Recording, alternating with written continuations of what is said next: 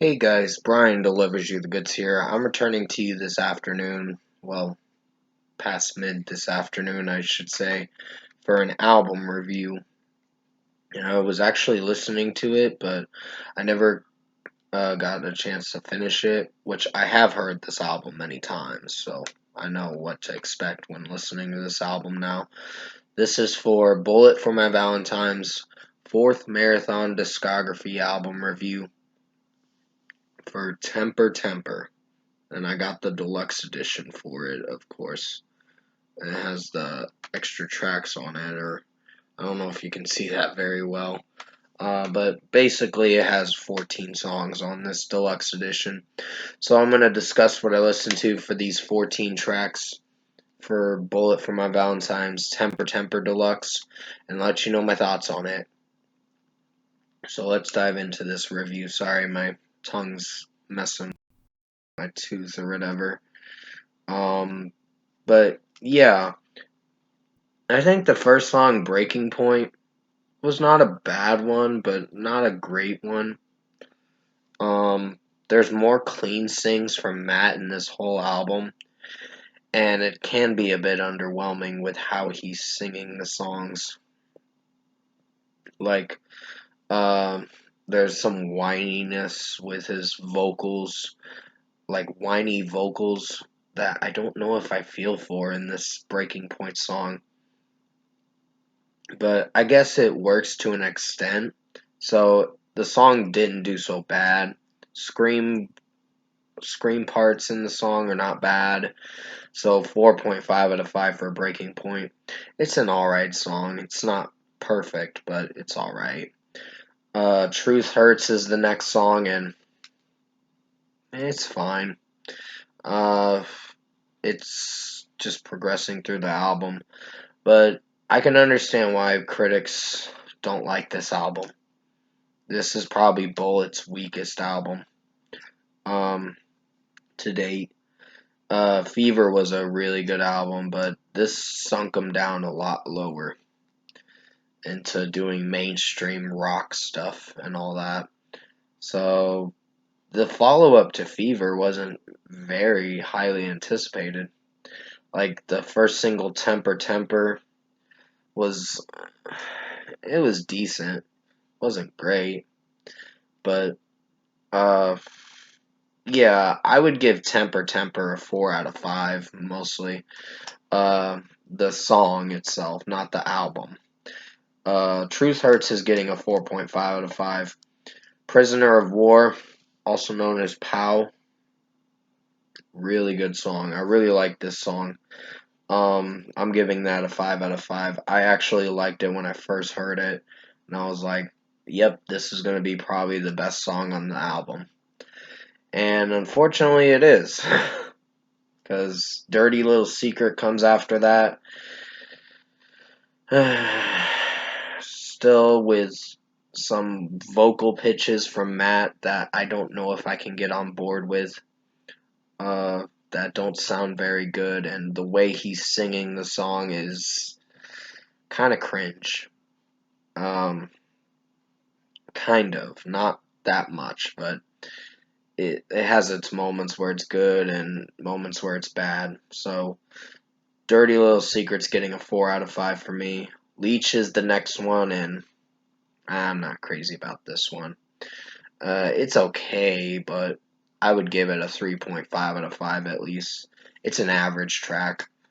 Um, I just don't like it when he mentions the word "hey, Leech" and whatever else he's mentioning, and in this while he's singing the song, Matt is Matt Tuck, and it just doesn't do that well of a track. So it's a bummer.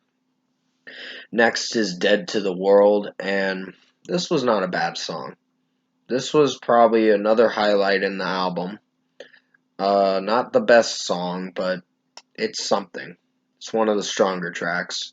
So 4.5 out of 5. I do like how the overall flow of the song goes, and then towards the end it comes with this heavy riffage, and drum work is pretty heavy too, so it's pretty solid of a track.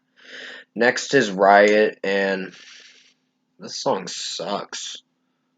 I was disappointed with this song. I was like, Matt Tuck's vocal pitches in the song are not very good, and it ruins it for me. And just the way the song is executing is not doing anything for me. So 2.5 out of 5 for Riot. Fuck this song. Saints and Sinners was a decent track. It's got some heavy, chunky riffs and good drum work in it too. So it's not so bad. So 4 out of 5. Tears Don't Fall, Part 2. It's okay. It's nothing great. It's not a great follow up to the first one, which I don't think they should have done a part 2, but they did anyway. But it wasn't a great song. It was okay. So 3 out of 5 for me on that one. Living Life on the Edge of a Knife is a average track, so 3.5 out of 5. Not Invincible was not too bad. I wasn't hating that song. So 4 out of 5. And finally, the last two songs, Whole Lotta Rosie live at BBC Radio 1 and Scream Aim Fire live at BBC Radio 1. Those two tracks, Whole Lotta Rosie one was pretty bad. I didn't like it. I know it's a popular song that they were covering, but it wasn't a good cover. It wasn't a good live cover, I should say, because it's a live song, and it just didn't sound good.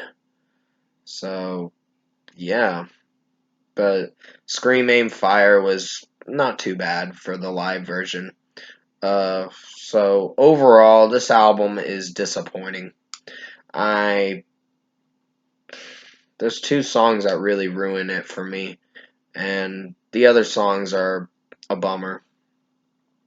Except for Prisoner of War, Dead to the World, Breaking Point, Truth Hurts. Those songs are, and Not Invincible. There's only 5 songs that I could pretty much come back to for this album. Everything else is kind of a snooze fest. So this is Bullet's worst album, to be honest. So for a score for me, I'm going to give Bullet for My Valentine's Temper a 5.5 out of 10. This is disappointing. I'm really disappointed with them on this one. Because for the longest time, I wanted to own this in my collection because it's part of the Bullet for My Valentine discography. And I thought I was going to find some songs I'd appreciate and maybe bump it up to a 6, but no. There's nothing interesting about this album. It's kind of a snooze fest to get through. So, yeah, the songs sound mediocre in this.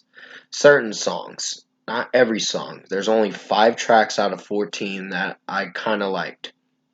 The other songs, I'm just not feeling for.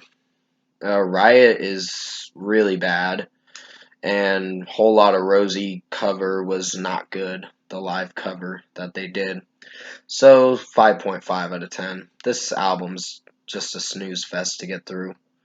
But comment below. Let me know what you guys thought of the Bullet for My Valentine Temper Deluxe review if you enjoyed it, or if you've listened to this album. Just let me know what you guys thought of this album in the comments below. And if you did enjoy this album review for the deluxe edition for Bullet for My Valentine's Temper, comment below and let me know your thoughts on it. Tap a like on this video if you liked it. Subscribe to my channel if you can to support the channel. I will be returning to you for another video probably later tonight, I think. I don't know for sure. I was listening to this album. I'm kind of glad I stopped playing it because Leech was kind of bumming me out a bit. It's not a bad song. It's just average. It's one of the weakest songs on the album. So I was not really thrilled with this album at all. And it's a shame. I think Matt Tuck's got great vocal pitches, but this album was a waste of effort into making it. I think they should have worked a little harder and structurally work harder on some of the songs. 5 songs were fine, but the other ones were kind of disappointing and a snooze fest, like I said. But anyways, I hope you enjoyed this album review for Bullet for My Valentine, Temper Temper. I know it's a little lengthy of an album review. I'll have another video out as soon as I can, but I just want to let you know that if I don't have another video out soon, it's because I went out to go do some grocery shopping tonight. But anyways, stay safe, take care, and I hope you enjoyed this album review for Bullet for My Valentine Temper Temper Deluxe album review. And as always, I will see you in my next video.